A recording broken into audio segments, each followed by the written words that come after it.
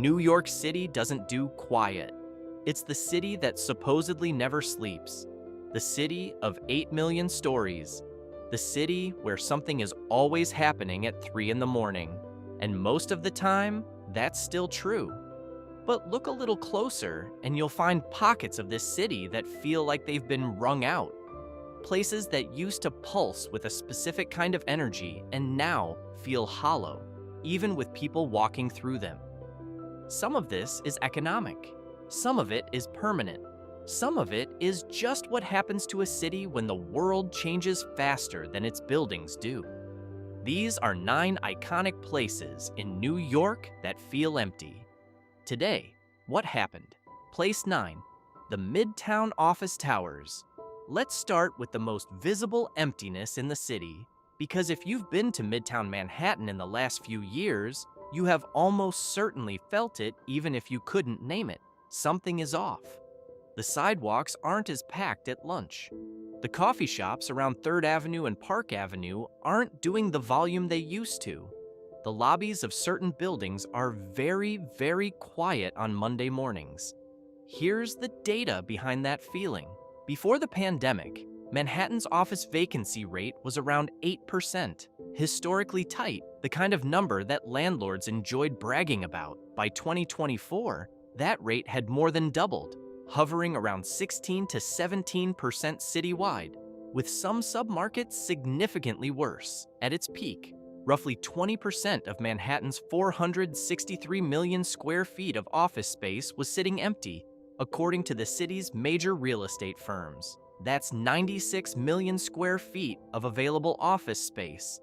If you stacked it horizontally, you'd cover a lot of New York City. CBRE's global chief economist Richard Barkham put it plainly, there's no part of the world that is untouched by the growth of hybrid working. But New York felt it in a particular way because the city's entire service economy had been calibrated around 5 days a week of office workers. When that became 3 days for many people, the math stopped working for a lot of those businesses. The nuance here is that not all Midtown emptiness is the same. Trophy buildings and Class A office space along the Hudson Yards corridor have actually performed well, with major financial and law firms signing long leases on gleaming new towers. What has emptied is the middle tier, the older, less renovated buildings along 3rd Avenue and the eastern part of Midtown that can't compete on amenities and can't really differentiate on price. Those buildings have watched tenants leave, watched rents drop, and watched the lunchtime crowds on their surrounding blocks thin noticeably. As of early 2025, the vacancy rate in New York dropped to around 16.5%, its lowest since the pandemic. Still well above the historic norm of 8%, and still well above what's needed to sustain the full web of businesses that depend on that foot traffic. Place 8, Times Square retail. Here's a counterintuitive one. Times Square. Tourist numbers are back. The ball drops every year. The billboards rotate. The TKTS booth line is real. Visa reported that spending on retail in Times Square alone totaled $191 million in just the first quarter of 2024, up 32% from the previous year. There are people there, and yet, if you look at the actual storefronts, the ground floor retail that is supposed to justify the stratospheric asking rents on the world's most famous commercial corridor, you find something different. Times Square retail asking rents peaked at roughly $2,363 per square foot in the first half of 2016. By the end of 2022, they had fallen 47% to around $1,274 per square foot. By late 2025, average asking rents had declined to about $1,850. Still 22% below the 2016 peak. The Real Estate Board of New York found in its most recent study that Times Square retail remains in transition, with 15 storefronts actively marketed and leasing described as inconsistent and often concentrated in one or two sectors. In most neighborhoods, that would be a mild inconvenience. In Times Square, it looks slightly alarming because you can see the empty spaces between the neon. What happened? The brands that used to see Times Square as a flagship opportunity, a high visibility, high volume location worth the premium, have largely moved on. The CoverGirl 4-story flagship at 30 Times Square sought to sublease in 2020 and sat empty. Ray-Ban and Oakley both closed their Times Square stores between 2021 and 2022. The McDonald's 4-story flagship on West 42nd Street closed in 2020 for reasons the company said were unrelated to the pandemic, but it closed all the same. What has replaced them tends to be a different category: chain restaurants, candy shops, novelty stores, and fast casual food brands that can extract value from tourist foot traffic without needing the flagship level rents. Not exactly the marquee tenants the buildings were designed for, and not the kind of mix that produces the street-level experience the area's landlords were planning around when they set rents in 2015. The landlords are partly responsible for the mess they're in.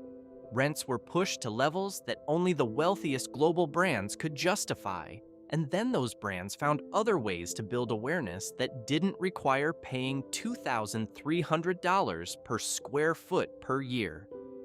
What's left is a negotiation between landlords who set their valuations based on 2016 peak rents and retailers who know perfectly well that the market has moved. That negotiation has been ongoing for almost a decade. Times Square still works as an experience. The lights are on, the crowds are there, the tourists are taking their photos. It's the retail layer underneath all of that, the part you'd actually go inside, that's still negotiating its own future. Place 7, Grand Central Terminal, the quieter mornings. Grand Central Terminal is not empty. Let's be clear about that up front. It remains one of the most visited buildings in New York City, the third busiest rail hub in North America, and it processed more than 67 million Metro North riders in 2024 alone, down from 86.6 million in 2019, but still an enormous number of human beings moving through the building. What it feels like, though, is different. The morning rush, the thing that Grand Central Terminal was literally architecturally designed to manage. The human wave of commuters pouring through the main concourse at 8:30 in the morning is gentler than it used to be. Fewer people are coming in on Mondays and Fridays. More people are coming in on Tuesdays, Wednesdays, and Thursdays. The rhythm that the building developed over a century of daily use, morning crush inbound, evening crush outbound, steady hum in between, has been disrupted by hybrid schedules that are now permanent for a significant share of the working population. Metro North's ridership hit 60 million riders in 2023, still 26 million below the 2019 number. While 2024's 67.4 million marked steady recovery, it remains nearly 20 million below pre-pandemic levels, a gap that represents hundreds of thousands of trips per week simply not happening. The food vendors and retail concessions inside Grand Central that were calibrated for that volume felt the difference. The dining concourse remains open, but the energy of the lower level during what used to be peak hours has a different texture than it did 5 years ago. It's worth saying that Grand Central got one major improvement out of the pandemic years: the opening of Grand Central Madison in January 2023. The new LIRR station, built 17 stories below the existing concourse as part of the East Side Access Project, finally connecting Long Island Railroad service directly to the east side of Manhattan. It's genuinely a remarkable piece of infrastructure. It also means Grand Central is now managing 2 commuter rail systems through 2 levels, which adds volume at the bottom, even as the old familiar rhythm at the top has changed. Place 6, the hole where Penn Station was. This one belongs on the list because it's the most haunting example of New York City deciding in real time to destroy something irreplaceable, and then living with that decision ever since. Pennsylvania Station, not the current one, but the original station that opened in 1910, was by most accounts one of the most magnificent public buildings ever built in the United States. The firm responsible for also designing the Boston Public Library and Columbia University's Low Library, it occupied 2 full city blocks between 31st and 33rd Streets and between 7th and 8th Avenues. The exterior was a colonnade of 84 Doric columns in pink granite. The main waiting room, modeled on the baths of Caracalla in Rome, rose 150 feet at its vault. The concourse was a network of cast iron and glass that let natural light pour onto the tracks below. Passengers entering from the street descended through a sequence of progressively more grand spaces before finally reaching the trains. It was, architecturally, a journey. In 1963, the Pennsylvania Railroad, deeply in debt and looking for ways to monetize its assets, sold the air rights above the station to developers. The demolition began that same year and continued through 1966. The reaction was immediate and furious. Architects, preservationists, and ordinary New Yorkers who had used the station their entire lives were appalled. The architectural critic Ada Louise Huxtable wrote at the time, "We will probably be judged not by the monuments we build, but by those we have destroyed. The current Penn Station, a low-ceilinged, confusing, poorly lit series of corridors and passageways below Madison Square Garden, replaced it. It serves more passengers per day than any train station in the United States, roughly 600,000. It is almost universally described as one of the worst spaces in the country." Senator Daniel Patrick Moynihan, who advocated for decades to move Penn Station functions into the adjacent James A. Farley Post Office building, said New York had gone from having a station that made passengers feel like gods to one that made them feel like rats. The outcry over the loss of Penn Station directly prompted the New York City Landmarks Preservation Commission's founding in 1965, and the legal framework that ultimately saved Grand Central Terminal from a similar fate in the 1970s. That's the silver lining. The original building is still gone. A new Moynihan Train Hall opened in January 2021 in the Farley Post Office building, named for the senator who championed it. It has actual light, actual ceiling height, and actual dignity. But it doesn't replace what was lost, and the current Penn Station, the one under Madison Square Garden, remains what it has been since 1966. The original station's emptiness isn't a building that feels hollow. It's an absence. There's nothing there to feel empty, because what was there is gone, and it took 30 years of public humiliation to get even a partial replacement. Place 5. Coney Island. Coney Island has always operated at the edge of its own mythology, the place where millions of New York working-class families spent their summers, where the Cyclone roller coaster has been running since 1927, where Nathan's famous hot dog eating contest happens every July 4th.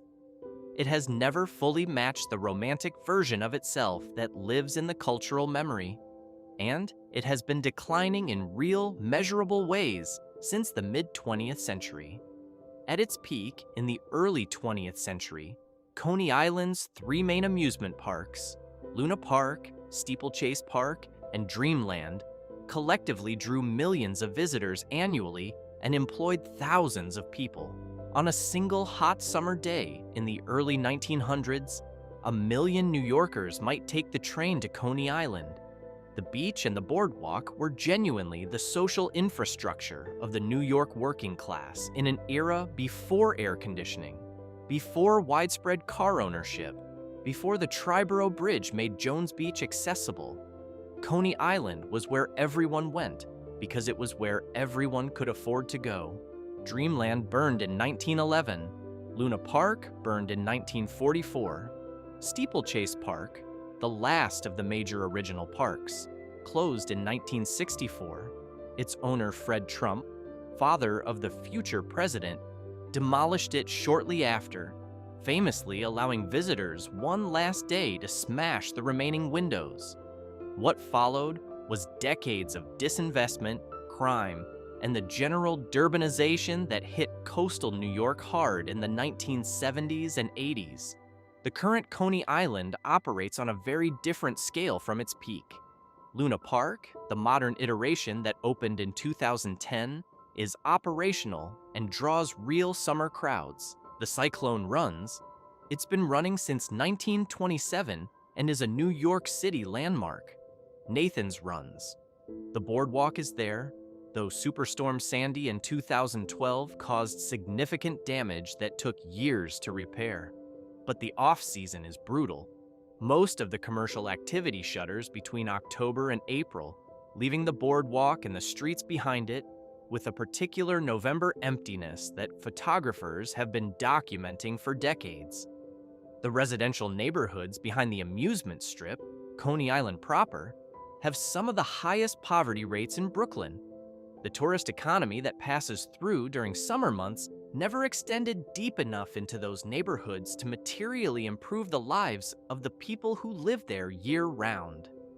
Plans to revitalize the neighborhood, attract year-round business, and build residential density have been proposed and partially implemented for 30 years without fully closing that gap. What makes Coney Island feel empty today is the gap between the scale of its reputation, the iconic American amusement district, the funnel cake, and the Ferris wheel, and the scale of its current reality, which is a modest seasonal operation adjacent to some of the most underserved housing in the borough. Place 4, the New York State Pavilion, Queens. In 1964, the World's Fair came to Flushing Meadows Corona Park in Queens, and the city built something called the New York State Pavilion. 3 towers, an observation deck, a circular tent structure with a 135 by 166-foot floor mosaic of the entire state of New York, made from terrazzo tile, visible from above through a fiberglass roof. It was designed by Philip Johnson and was meant to represent the future. The terrazzo mosaic alone was a remarkable thing. Every county of New York laid out in color at your feet, accurate enough to be used as a navigational reference. The towers were among the tallest structures in Queens. The World's Fair ran for 2 seasons, 1964 and 1965, and then closed. The pavilion was never converted to anything else. The city of New York took over Flushing Meadows Corona Park, and the New York State Pavilion came with it, and nobody had a plan for it. The roof panels, the fiberglass panels that let light through to the mosaic below, began to deteriorate and eventually fell away, exposing the terrazzo to rain, frost, and 40-plus years of weather. The mosaic, which was considered a significant work of public art, has lost color, detail, and cohesion over the decades. The observation deck tower closed immediately after the 1964 fair and has never reopened. Over the years, there have been proposals to convert the towers to an indoor climbing facility, restore them as an observation attraction, turn the Tent of Tomorrow into an indoor amphitheater, or adapt the structures for some combination of cultural and recreational uses. A partial restoration of the Tent of Tomorrow's structural frame was completed in 2017. Some conservation work was done on the floor mosaic. The structure remains standing, which is genuinely an achievement given what it looked like a decade before that. But it is not accessible to the public in any meaningful way. It has no functional use, and it sits in the middle of one of the most used parks in Queens, looking simultaneously futuristic and post-apocalyptic. The New York State Pavilion is a very specific kind of empty. The kind where something was built to inspire optimism about the future, and then the future arrived and had no use for it. Place 3, the Ellis Island Hospital Complex. Everyone knows Ellis Island. 12 million immigrants passed through the main building's registry room between 1892 and 1954. The restored main building is a museum, a National Historic Landmark, one of the most emotionally powerful public sites in the country. You can stand in the registry room and feel the weight of what happened there. The physical examination lines, the legal inspections, the decisions about who was allowed to stay and who was sent back, in a way that few historical sites manage. What most visitors don't know, and what the ferry doesn't take them to see, is that the South Island, separated from the main building by a short causeway, contains 22 additional structures that have been sitting in varying states of ruin for decades. This is the Ellis Island Immigrant Hospital Complex, which opened in 1902 and processed the immigrants who were pulled from the main examination lines due to suspected illness, tuberculosis, trachoma, mental illness, or any of the dozens of conditions that could disqualify someone from entry. The hospital was the first public health hospital built by the federal government in the United States. It was also, for many immigrants, the last American institution they ever saw before being sent back on a ship to wherever they had come from. The hospital closed in 1930 when immigration law had been reshaped so thoroughly that the enormous physical processing infrastructure was no longer needed. The buildings had been deteriorating ever since. Not dramatically, because federal ownership prevented demolition, but slowly and persistently. Water infiltration, structural deterioration, broken windows. By the time the National Park Service began offering occasional guided hard hat tours in 2014, the complex had become one of the most striking examples of structured decay in the Northeast.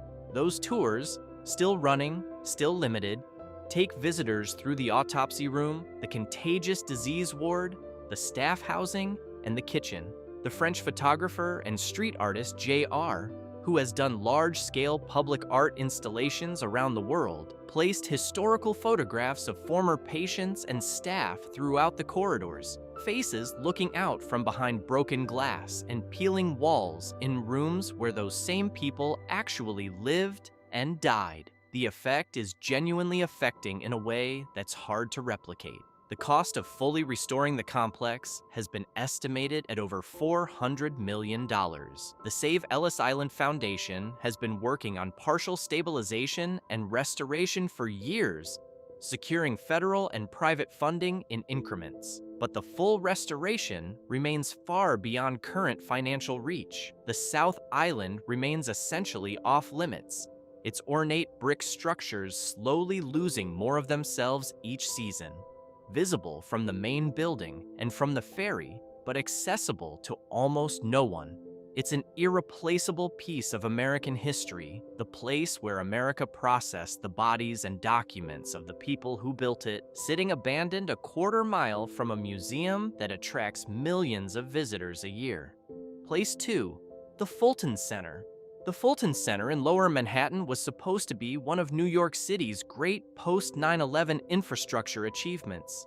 A gleaming transit hub at the corner of Broadway and Fulton Street in the financial district, designed to consolidate access to 9 subway lines and transform a chaotic network of underground passageways into a coherent, beautiful public space. It opened in November 2014, cost approximately $1.4 billion to build, and was praised at the time for its distinctive oculus skylight and its potential to attract retail and foot traffic to Lower Manhattan. The retail never quite materialized at the scale intended. The building was designed with significant ground floor and concourse level commercial space, but filling it at the rents the MTA hoped to command in a neighborhood that was still rebuilding its daytime population proved harder than expected.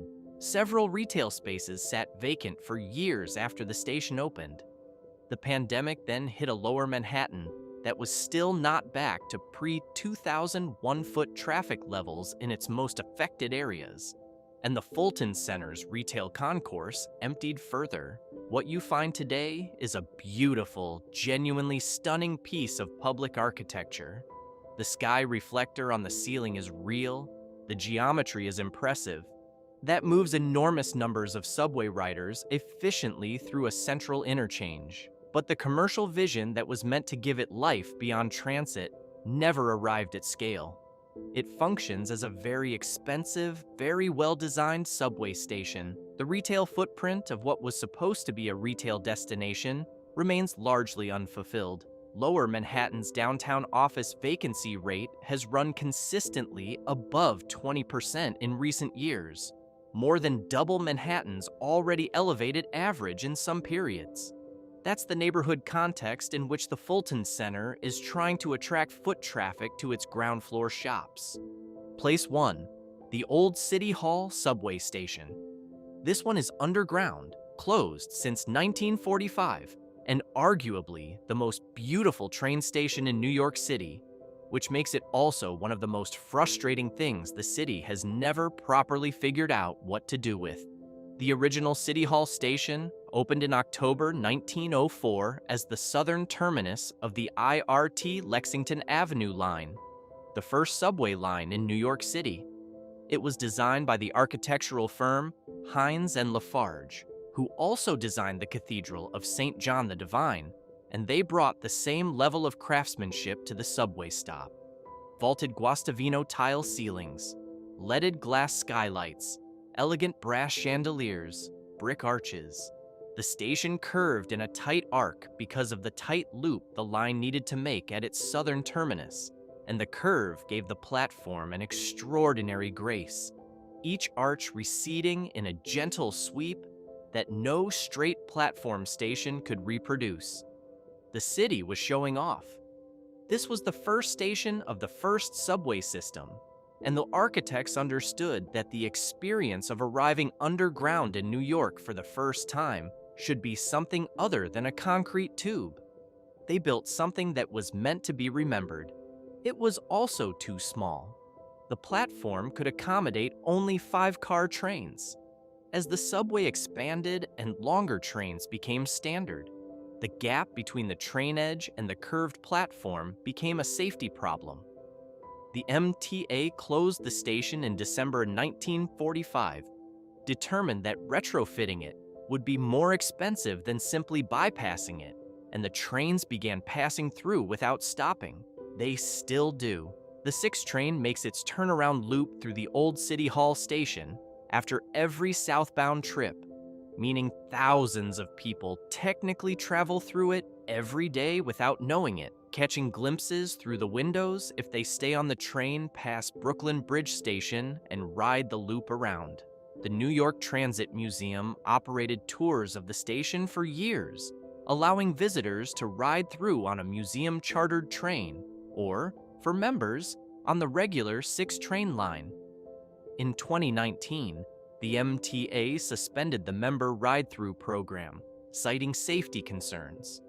The Transit Museum still occasionally offers guided tours to select groups, but access for the general public has been essentially eliminated. Various restoration proposals have circulated for decades.